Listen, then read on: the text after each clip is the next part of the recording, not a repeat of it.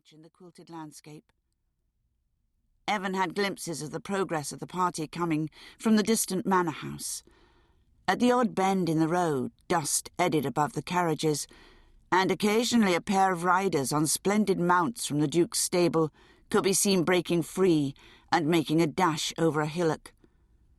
No single voice could be heard above the others. No part of speech or song came to the treetop for Evan to make out, but he did not think he was imagining the gaiety of the approaching group.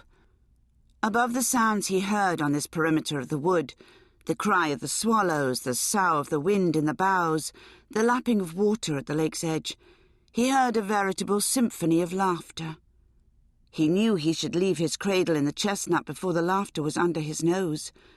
He was not really a spy. It would be an interminable afternoon if he stayed here.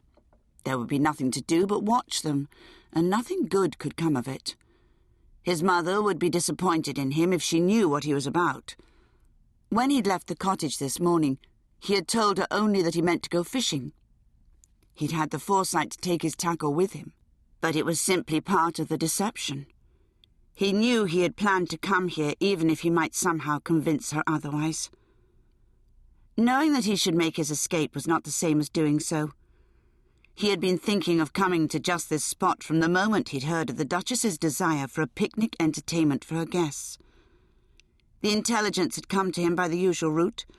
The Duchess had informed her secretary, who had made arrangements with the first butler, who had told the cook, who had ordered the kitchen staff, who had exchanged long-suffering glances, then set about making it happen.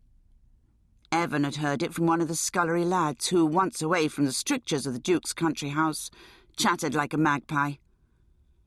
Daft was what Johnny Brown pronounced it. Daft. Quality, Johnny had said, rolling his eyes. The tricks they get up to.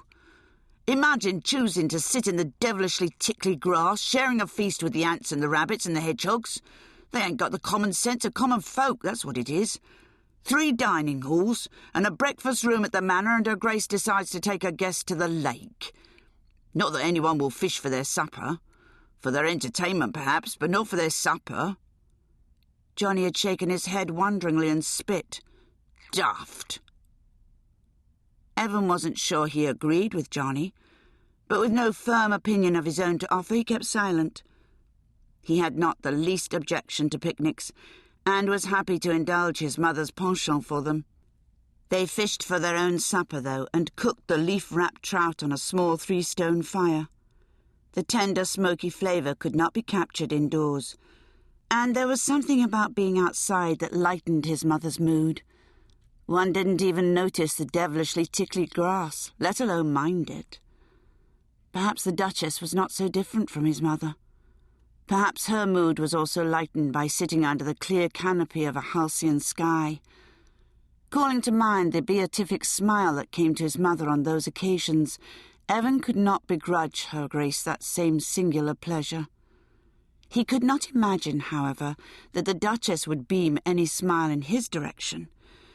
If he caught sight of any unguarded moment of joy, it would be because she did not know he was nearby.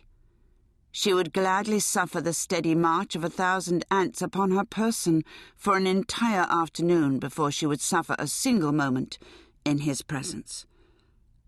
Lest he embarrass her, anger the Duke, and shame himself, Evan remained still as stone in the treetop.